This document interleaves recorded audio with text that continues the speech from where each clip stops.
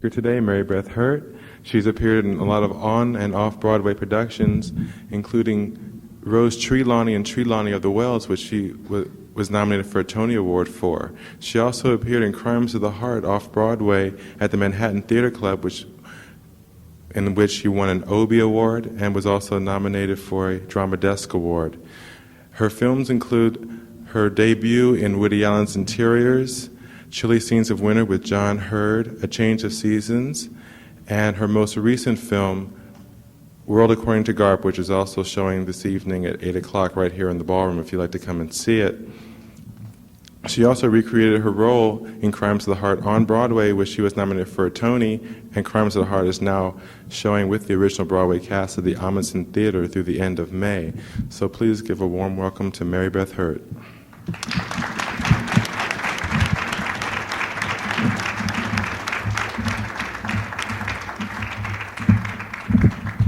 Hi. I don't know exactly what I'm supposed to do except answer questions, I guess. So if you have any questions, yeah. When you auditioned for Crimes of the Heart, did they have you do an accent right off?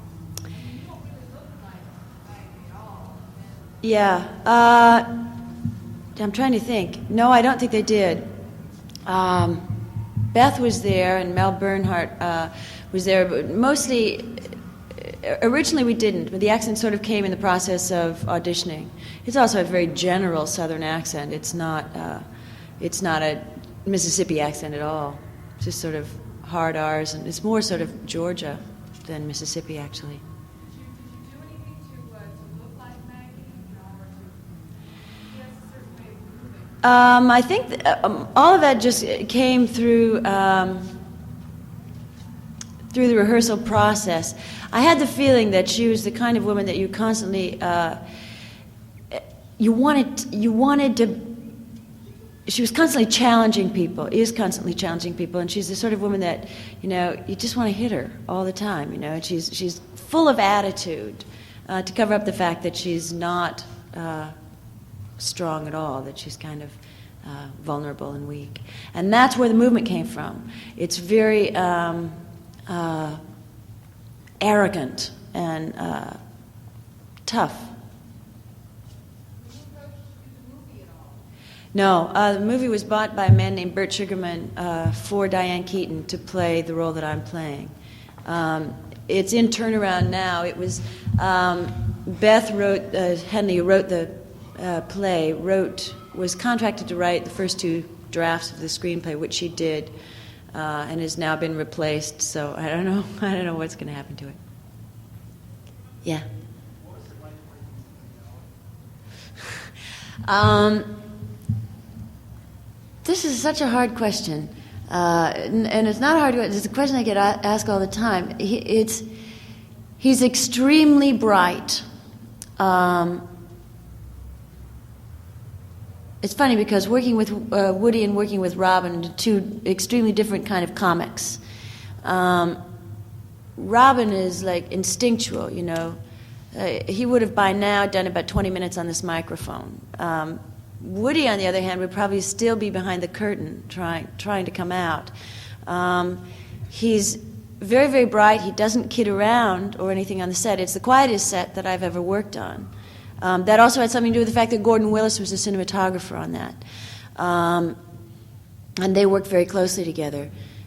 Only about once on the set did he get funny, and it was because he just started talking, and we had been waiting for a very, very long time. And no, but it was a fun. We had a good time making it.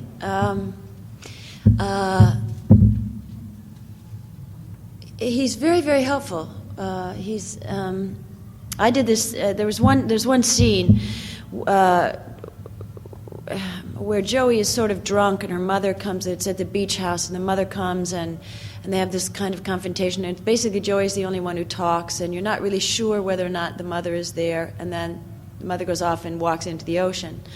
And the first time we shot that, I thought it was most of it was done in one take. It was a move back and then they closed in. And the first time we shot it, I thought, I'm really doing a fine job here. I was crying and everything was, I thought, boy, this is award-winning material I'm giving them right here. And we went through the whole thing, and he said cut, and it was long. It's like I don't know, anyway, it was a long take. And Woody came up and he said, he sort of touches himself, I think to sort of make sure that he's still there while he's talking. And he said, but he did this not in front of anybody else, but just to me. He said, everything that you could possibly have done wrong in that take you did. And something like that can be completely devastating to an actor, because all you have to go on really is your confidence, that you can do this stuff.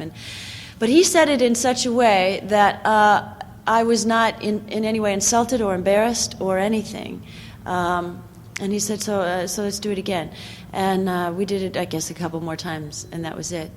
I was just so over the top the first time that it was shot. He likes actors very much and trusts them, which is rare. A lot of directors don't, both on stage and on film.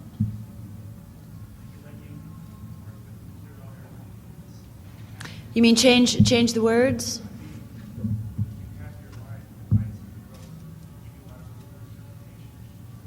Yeah.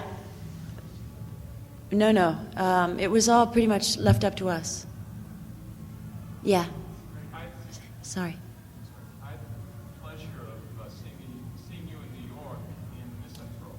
Oh, yeah. And I'd like you to comment on the challenge that Moliere presents to your stagecraft. And then following up on that, what was it like working with Brian Bedford? I said something at a thing similar to this after the Misanthrope. Somebody asked me, there was this woman, and I could tell that these two people were Moliere scholars. Because they had that sort of mildewed look around them,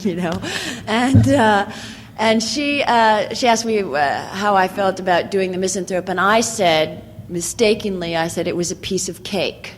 And she took tremendous offense at that. But I stand by it. It really is.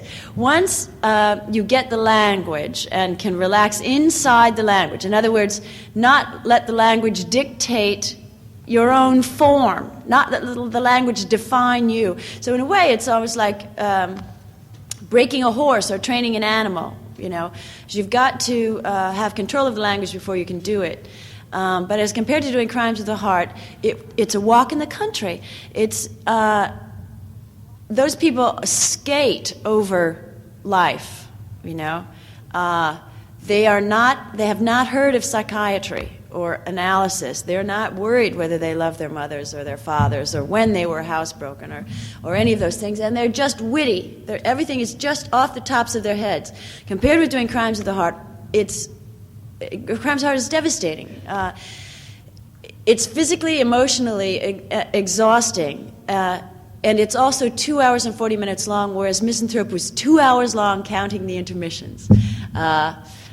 So it was really fun. It was not fun until I felt I had control of the language.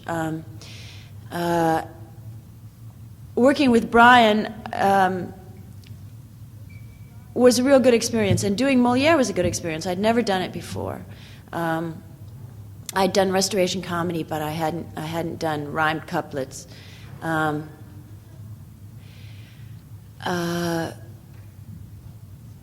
Brian does that very well. I mean, he is in command of the language. Also, he'd done that. This was his third production. And he was very impatient with those of us who hadn't done it before. So the first 3 weeks of rehearsal, he was hard to get along with, and then he was okay. Can you just have a quick follow-up to that? Working in the round or the semi-round, Yeah. circle and the square.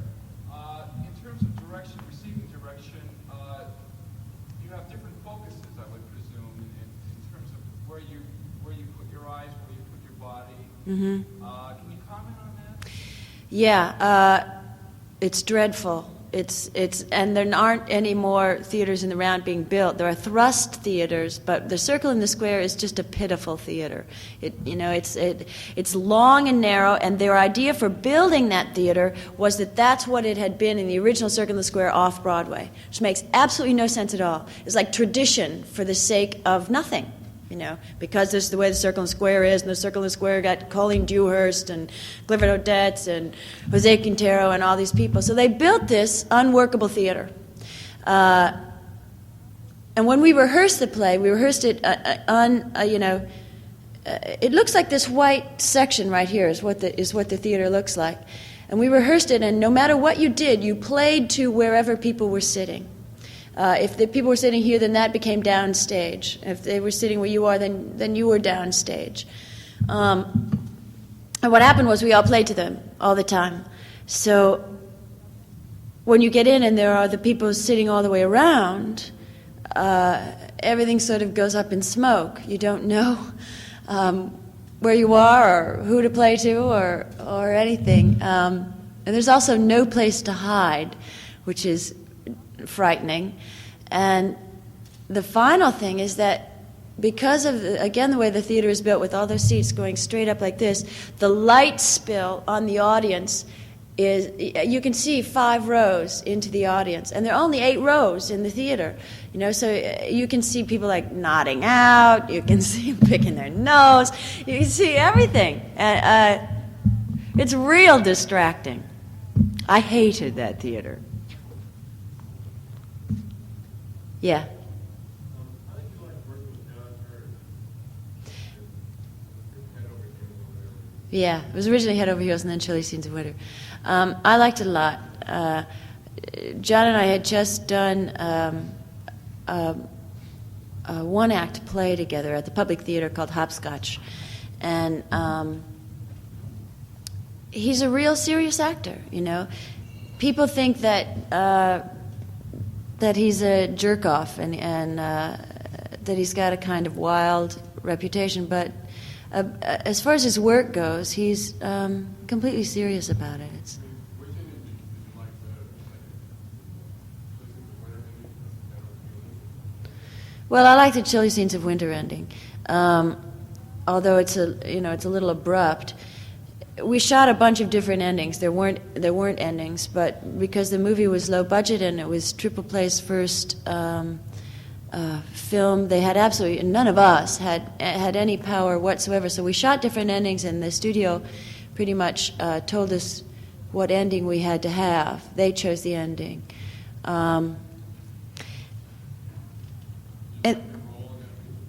Well, yeah, but she was a little indistinct,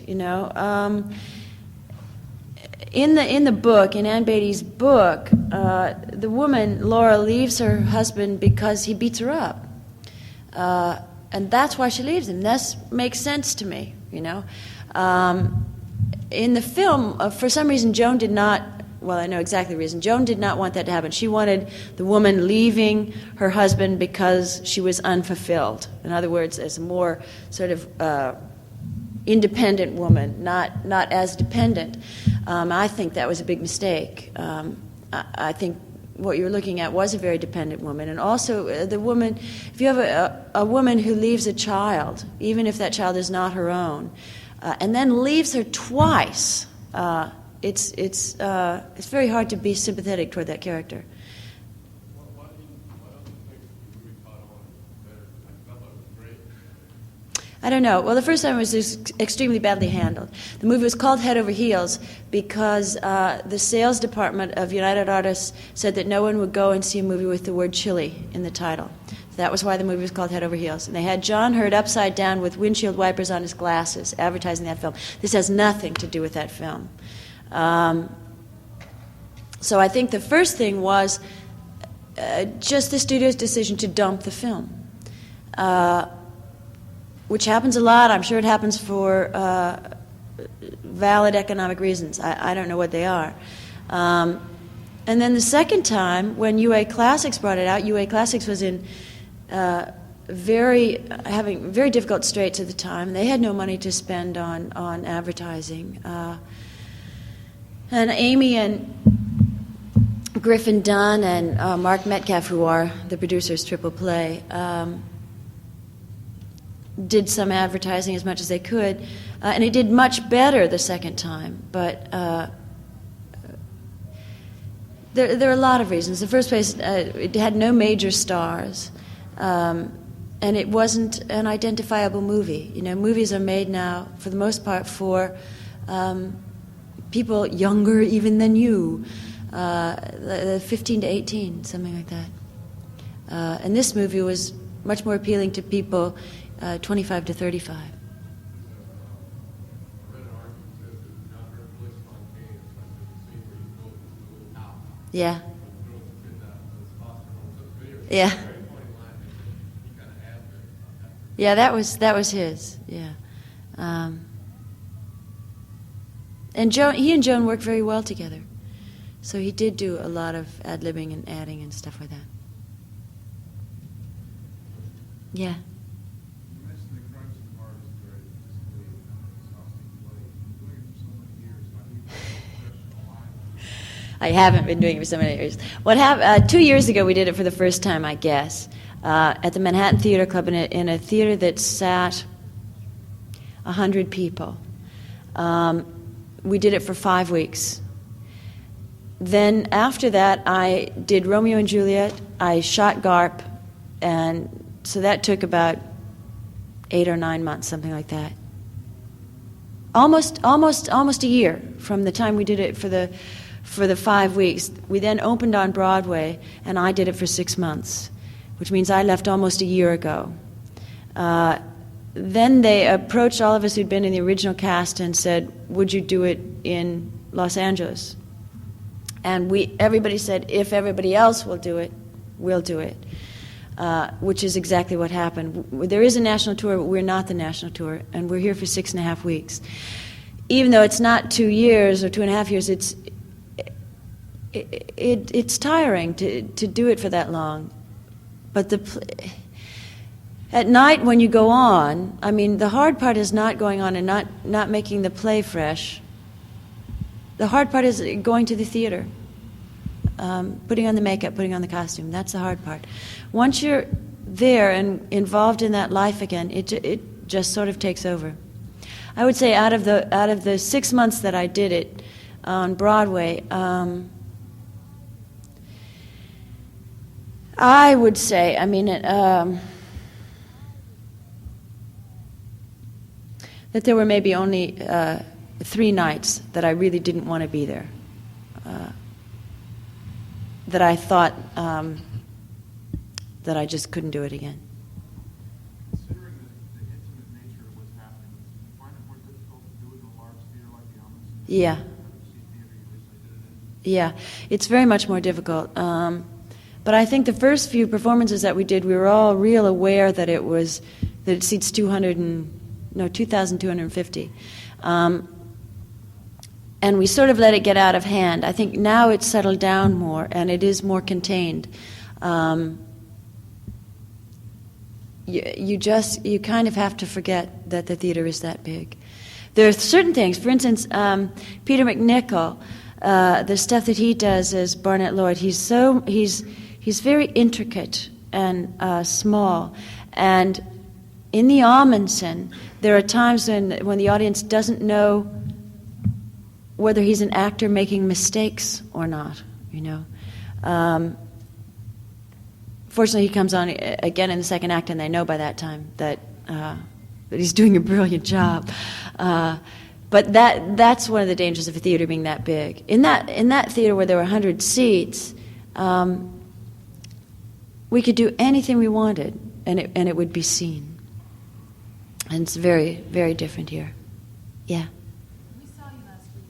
Uh-huh. You sat in the last row of the second level, Wow. and it was just as entertaining as if you were sitting in the first row. Oh, good. It really worked, and everything Peter did, we could hear, Mhm. we could see, Mhm. everything read. You know, his bashful, even the little flicking on the breathing.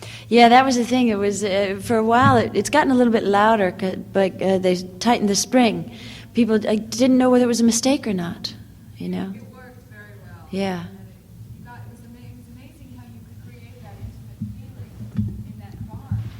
Yeah. Well, you know, it's got a very good sound system, that theater, which is, we couldn't do it without that sound system. We couldn't do this particular play without the sound system. So it really, in a way, it doesn't feel as bad as the Golden did. The Golden only seats 800, which is the theater we did in Broadway. But it goes almost as straight up as the Amundsen does. And because you didn't have the sound system to rely on, it was pushed at times, you know. Oh, that's good. I'm glad to know that. Good. Yeah.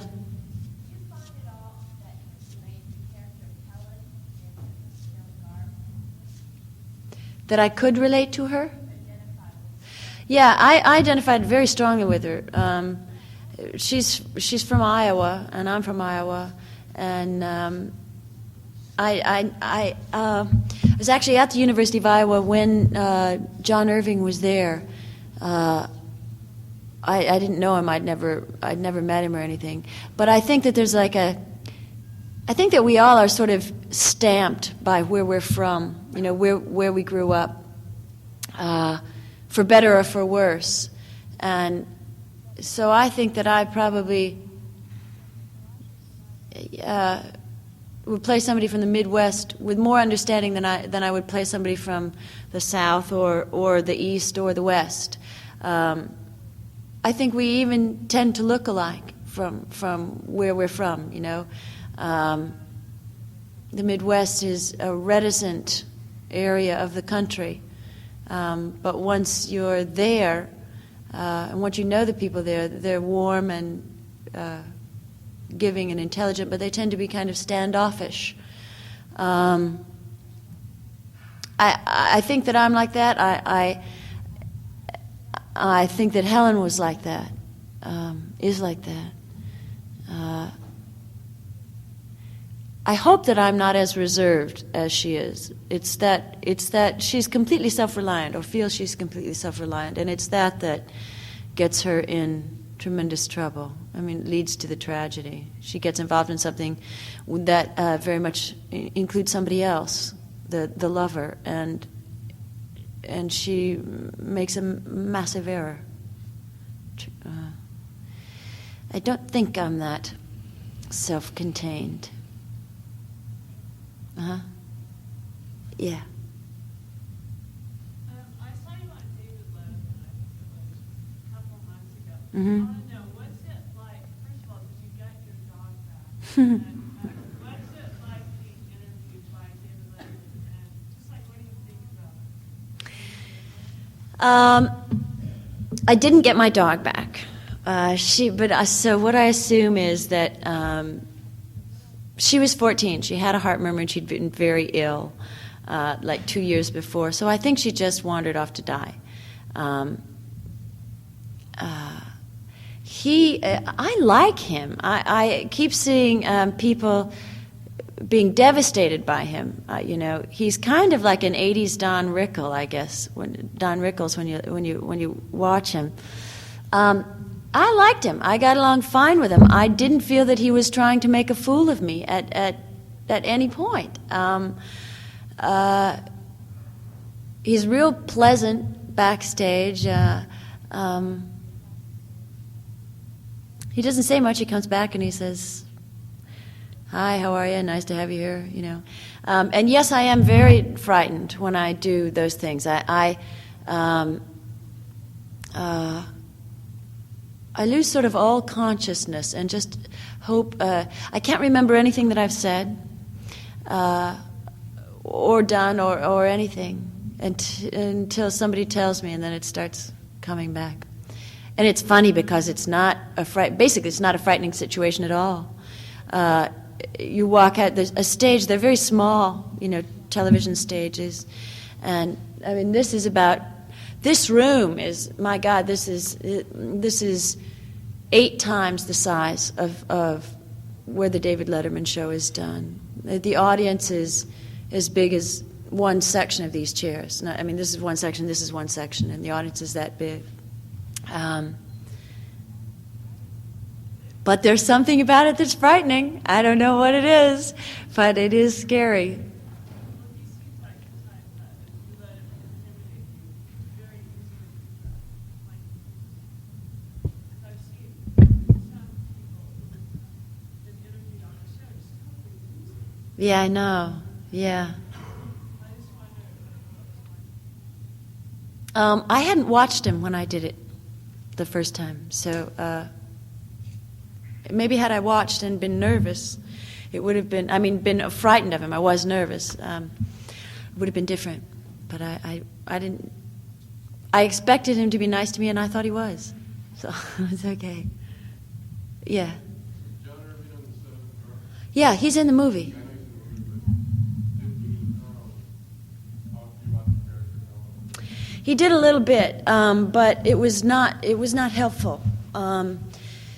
He is trying to think. We all did a reading of them. Not all of us, but Tessich wanted and George Hill wanted to have a reading of the script, what they thought was the final script, before they really did casting and all of that. And this was in about Thanksgiving. We started shooting the movie in April or something. So they got a cast together. Marion Dougherty, who's the casting person and brilliant, got together a cast of people, and we all sat around a table and read, and he was there then. And the stuff that he said then was helpful. Then he disappeared and didn't come back until about the middle of the film. And by that time, the characters that would eventually appear on the screen were more ours than his. It's I'm interested in how he felt about the movie, because it seems to me the character was tremendously personal in the book. Mhm. You would be really concerned about how that came off. As far as I know, the last time I saw him, he was extremely pleased with the movie and liked the characters. I know when we did this reading in Thanksgiving, he came up and said that I was exactly what he had imagined Helen to be. You looked like her, like she was in the book. Yeah. At least I thought she looked like her. I'm curious what you thought about the movie, because I was kind of disappointed in the movie, not the performances, but the book was so, I thought the book was so great. Well, it's a real problem translating a bestseller, and especially a literate book, to the film. A book that covers 35 years. I think it was done about as well as it could have been done. But the question remains, and probably, and I'm sure a lot of people had it: can you put a book like that on screen? You know, you can't and satisfy everybody. I don't think. But yes, I'm quite sure that he liked the movie. Yeah. They're just going to start shooting Hotel New Hampshire pretty soon. Not me.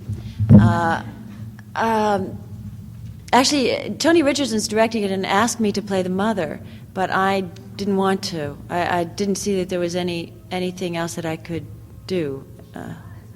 Yeah, she dies early.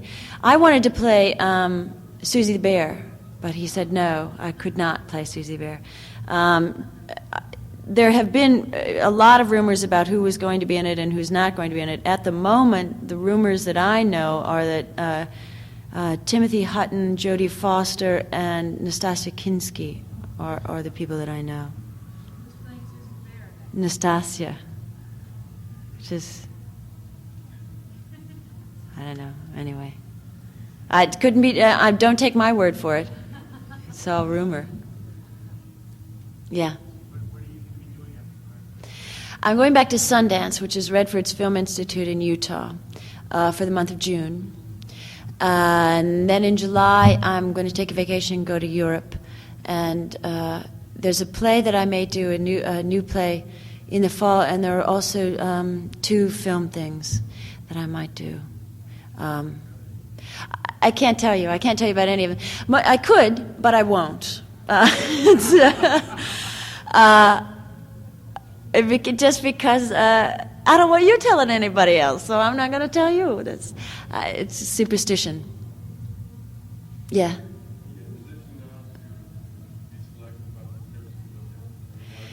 See, I think an actor is always in a position to be selective about the scripts he looks at. The question is, do you want to be rich?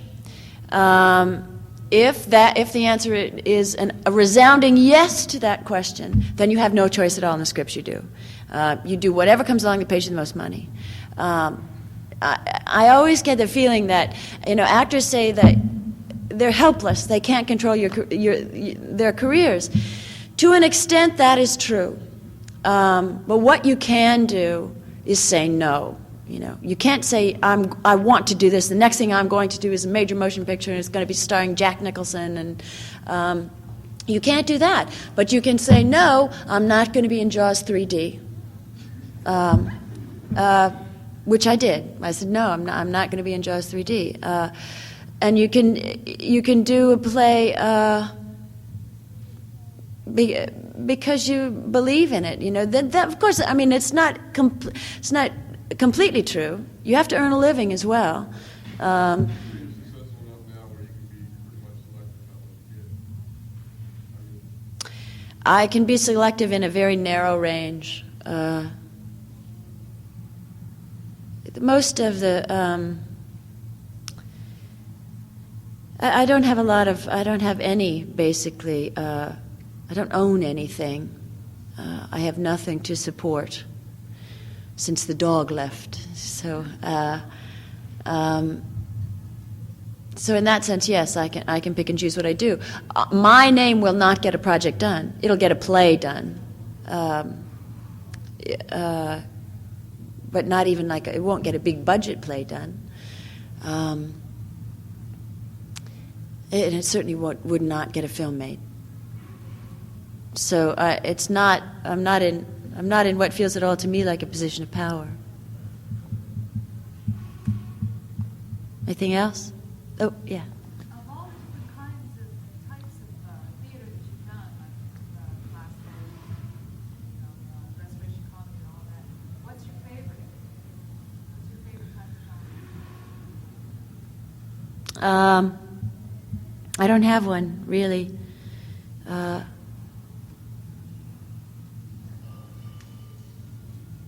I don't have one. Each one has things that make them attractive, and it's nice to be able to go from one to another, so that you don't get stuck in something. It's unfortunate in this country, I think, that there isn't more going from one to another, from plays to movies to television, as happens in Britain. I think the main reason is really that this country's too big. The East has always been where plays are, and the West has always been where movies are. And there's just so much space in between. And in Britain and in almost any other country in the world, there is one city that's the central place for those things.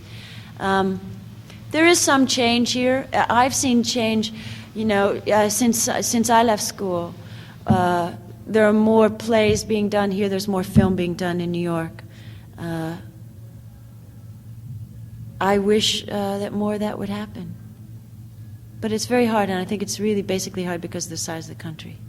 I don't think we're all that parochial. I don't think New Yorkers really hate Californians. I don't think Californians really hate New Yorkers. Yeah. Yeah. I've done a lot. It's fun. I like it. It's fun. I like it. That's stupid. Shakespeare, it's fun. I like it. Yeah. Uh-huh. Is Crimes of the Heart play about contemporary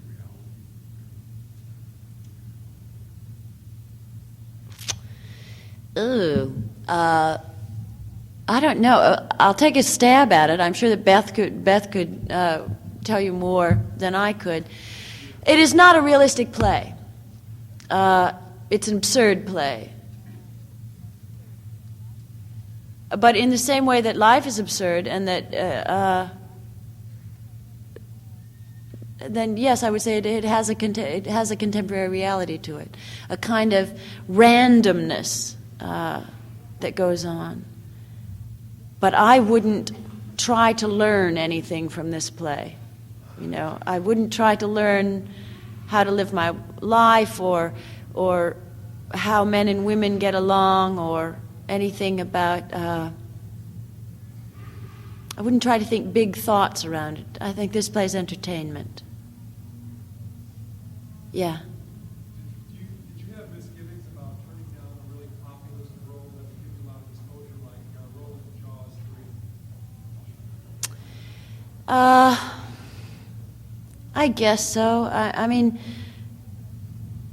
well, see, now I do, but at the time, no. At the time, there wasn't even a script, so it's very hard to say yes to something that you can't see, you know.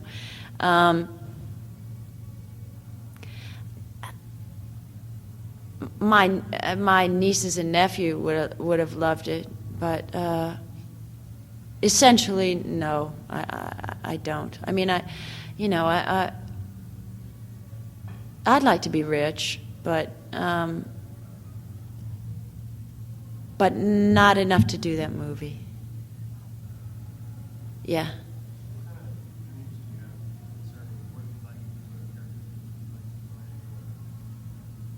I thought you meant at night.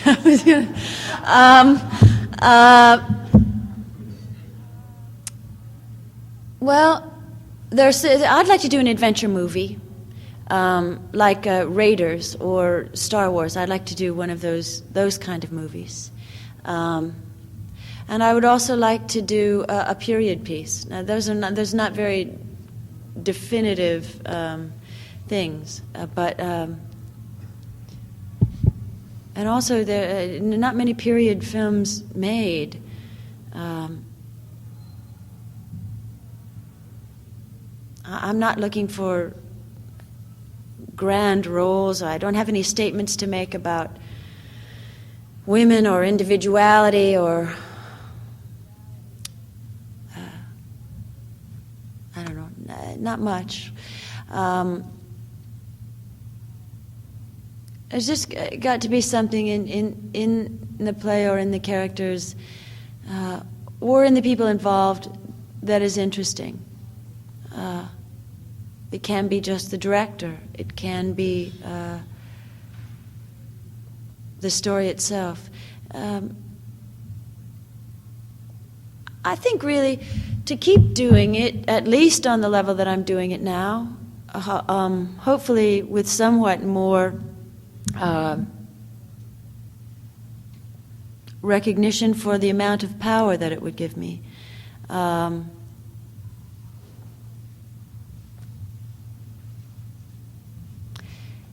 That's about it. Nothing very. That's really hard. You have to do. You've got to have your fingers in so many pies at the same time. Yeah. A games class or an improvisation class. For me, that's difficult because you've got to be ready to come up with something right away. You've got to. But the audience, the size of the audience you have on stage is so much smaller. Do at the Manhattan Theater Club on film, you could do better, closer. Yeah. I mean, that just happened the only thing that made me happy was acting. That I want to have a life that does not bore me, that I will be sorry to leave. When I started acting, I think, or when I really knew I wanted to be, more is sometimes not enough.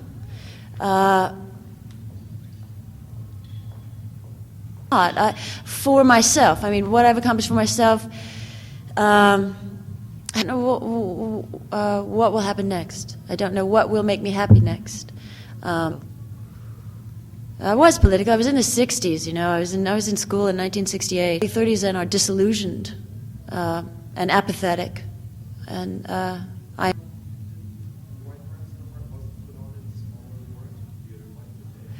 Because Bobby Fryer was the producer, who is the artistic director of the Amundsen. And I don't know what... Yeah, I'd like to work with De Niro, but I'm afraid of De Niro. Jack Nicholson, there's a lot of them. A lot of actresses, too.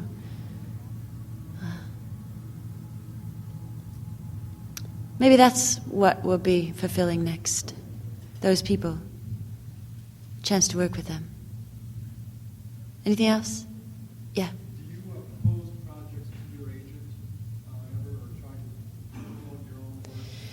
No, I never do. And I think it's because the same sort of feeling that I don't have any idea what it is I want to do. And I do not want to be in, I don't want the responsibility of originating a project or anything. I tell you, a funny thing is, I think that in my life, I think I am haunted by the number 2. I am the second of 3 daughters. I've played the second of 3 daughters any number of times. I'm generally a supporting actress rather than the leading actress. I was a competitive swimmer in grade school and high school and all these things, and I always finished second. I never won a race. I played the violin, and I played first chair, second violin. I think that it's a way, and obviously it must also be the way it is, in a great way, the way I like my life to go. It's a position I feel comfortable in. I feel more freedom in it, and I feel less responsibility. And I've forgotten the question. Did I answer it? Oh, good. Yeah. Any more? One. Yes, I live in New York. That's it? Okay, thanks.